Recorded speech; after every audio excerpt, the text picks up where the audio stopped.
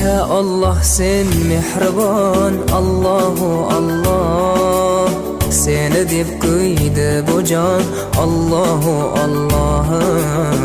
Senga muhtoj bor inson, Allahu Allah. Olamlarning Robbisin, Allahu Allah. Mu'minlarning panohin, Allahu Allah.